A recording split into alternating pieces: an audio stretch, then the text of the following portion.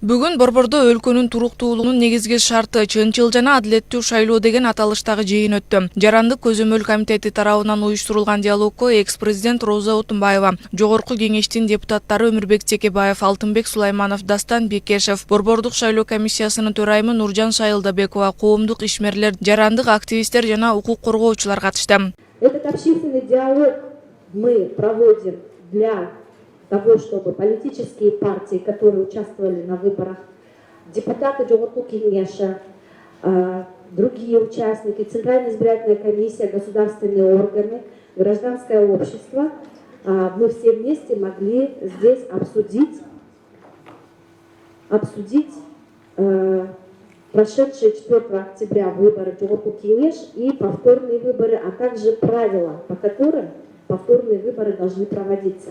Уюштуруучулар жокко чыгарылган 4 октябрдагы парламенттик шайлоодо болуп көрбөгөндөй административдик ресурс колдонулганын, кээ бир саясий партиялар добуштарды сатып алууга барып, коомдун нааразычылыгынан улам жарыштын жыйынтыгы жокко чыгарылганын белгилеп, Жогорку кеңештин депутаттарын шайлоодо Конституцияда көрсөтүлгөн шайлоо мыйзамына өзгөртүү киргизүүнү сунуштады. Анда партиялардын басып өтүү босогосун 1%га төмөндөтүүнү, шайлоо күрөөсүн 1 миллионго чейин азайтууну, форма 2-ни кайрадан карап чыгып, жарышка талап болгон мамлекеттик кызматкерди жумушунан четтетүүнү жана шайлоонун жүрүшүнө көз карандысыз байкоо жүргүзүү үчүн бейөкмөт уюмдарынан сырткары активисттерди да кошуу сунушталган.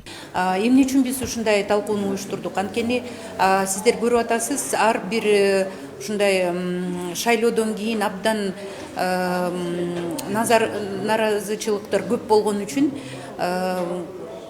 биз көрүп атабыз ушундай социалдык саясий абалга келип калганыбыз. Анан кийин ушул саясий абалдан чыкканга кандай жолдорубуз бар деп бүгүнкү талкууну жүргүзүп атабыз. Кайрадан өтө турчу парламенттик шайлоо таза, акыйкат өтүш үчүн бийликтики делген 3 партияга сын берилиши керек. Бул туурасында жыйындын башталышында экс-президент Роза Отунбаева билдирип, буга чейинки саясий жарыштарда мындай көрүнүш болбогонун белгиледи. Азыр жанагы 3 партия, ушул шайлоодогу 3 партияга сын бериш керек.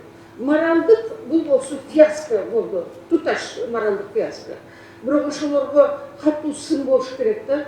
Азыр сын берилбесе, мен ойлойм мына келеки шайлоо эч бир тазалыкка таандуу болбойт.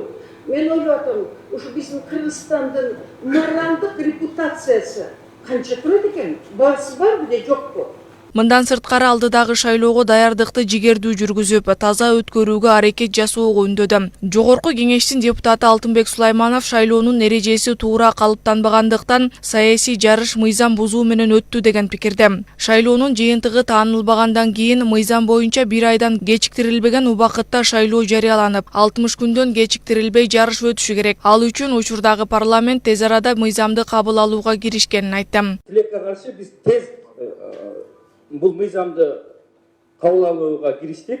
Бул жерде көп нерселерди өзгөртүш керек. Биз негизги 3 маселеге токтолдук. Сиздер айтып аткандай, порог 3%, 1 миллион сом жана форма 2. Форма 2 убагында Өмүрбек Текебаевге жакшы ойлор менен кабыл алынган.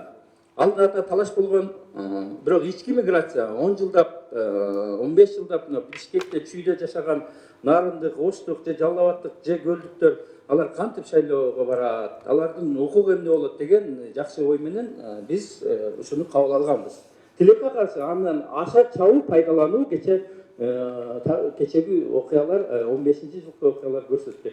Биз азыр дагы талаш бар, анда алардын укугу эмне болот, студенттердин укугу эмне болот деген талаш бар. Бирок ага карабастан биз форма 2-ни жокко чыгарууга биз аргасыз экенибизди турмуш көрсөтүп атат. Ошондой эле элге шайлоо укугун кайтарып берүүнү, босогону 3%га түшүрүү боюнча Жогорку кеңештин тийиштүү комитети 1-окууда кабыл алганын кошумчалады. Ал эми эл өкүлү Өмүрбек Текебаев легитимдүү бийлик болуш үчүн эркин шайлоолор болуш керек дейт. Конституцияда узурпация өтө оор кылмыш болгондуктан октябрдагы шайлоодо экс-президент Сооронбай Жээнбеков тийиштүү партиялар аркылуу бийликти мыйзамсыз жолдор менен ээлеп алуу максатында массалык сатып алуу, админ ресурс, криминалдык ресурс колдонулуп, элдин эркиндиги четте калган. Андыктан учурдагы бийлик эски бийликтин катасын кайталабаш үчүн талкууланып жаткан мыйзамды кабыл алып, жаңы партиялардын парламентке келүүсүнө шарт түзүлүш керек. Ал эми саясий жарышка катышкан бийликтин 3 партиясына мыйзамда кайра шайлоого катышпоого тыюу салынбаганын билдирди. Бийликтин 3 партиясынын кандидаттары партиялар жөнүндө болуп отурат. Мыйзамда тилекке каршы аларга тыюу салуу жок. Алар алдыдагы шайлоолорго катыша алат. Люстрацияны, тазаланууну мына эл өзү чечиш керек. Кайсыл партияга кандай адамдар кирди? Ошого жараша алар добуш бериш керек. Эгерде бийликтин камчысын чапкан, ашыра чапкан адамдар кирген партияга добуш бербей койсо, анда ал партия өтпөйт.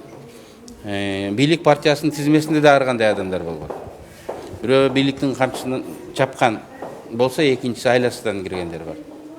Бизнесмендер, мамлекеттик кызматтагы адамдар айласыздан киришкен, ошондуктан эл өзү тараза болуш керек. Бул жерден мыйзам менен так бир критерийин аныктап коюш мүмкүн эмес.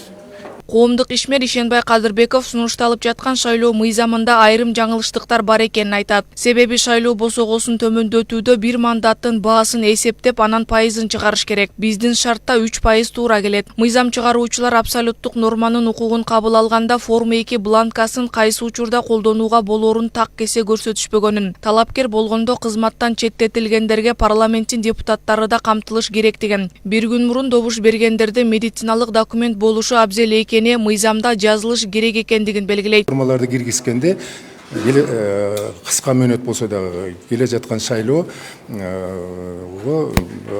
относительно жакшы өткөргөнгө мүмкүнчүлүгүбүз бар. Андан кийин бир сөзүмдү айтып калдым. Кылчактабай, жалтаңдабай, борбордук шайлоо комиссиясы 12 киши өзүнүн бир граждандык миссиясын аткарып туруп, өзүнүн милдетин аткарса деген сунуш кылдым. Эмне үчүн бүгүн жарыялабайт? Бүгүн уже убакыты келип калды. 20 декабрга шайлоо, жогорку шайлоосу болсун деп. Эмне үчүн бүгүнкүгө чейин дайындалган жок? Менин оюмча бул өтө чоң ката борбордук шайлоо комиссиянын катасы. Саясий жарыштын жыйынтыгы жокко чыгарылгандан кийин БШК 1 айдын ичинде парламенттик шайлоонун кайра шайлоосун дайындаш керек. Ага ылайык шайлоонун мөөнөтү конституциялык мыйзамдын талабы менен 3-төн 1-ге кыскартылат. Бул экинчи ирет өтүп жаткан шайлоо 60 күндүн ичинде өтүш керек дегенди билдирет. Жогорку кеңеш эсиңиздерде болсо өткөн жумада комитетте карады. Бизге жеткен маалымат боюнча биз жогорку кеңеш менен дагы тыгыз байланышта иштеп атабыз.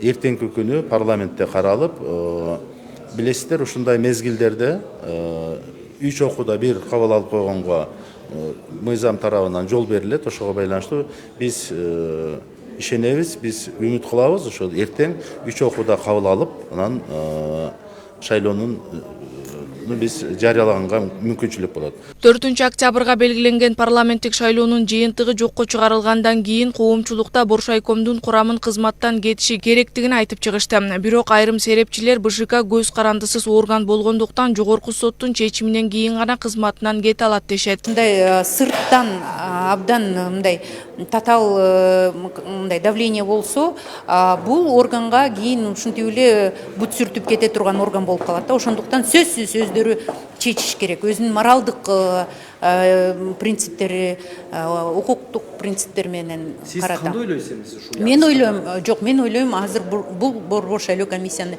жокко чыгарса болбойт. Өздөрү каалоосу менен кете тургандары өздөрү көтөрүш керек. Октябрдагы шайлоонун жыйынтыгы жокко чыгарылгандан кийинки саясий өнөктү кайсы күнү өтөөрү азырынча так күнү белгисиз. БШКнын санагы менен 20 декабрда өтөөрү болжолдонууда. Ал эми шайлоонун мөөнөтү парламентарийлер шайлоо мыйзамына киргизилген өзгөртүүлөрдү 3 окууда тең кабыл алып, өкмөт уюштуруп, каражат бөлүп берүү маселелери чечилгенден кийин гана белгилүү болот. Акыл Аймаратова, Тилеке Шоңкулов, Next TV күндүн темасы үчүн.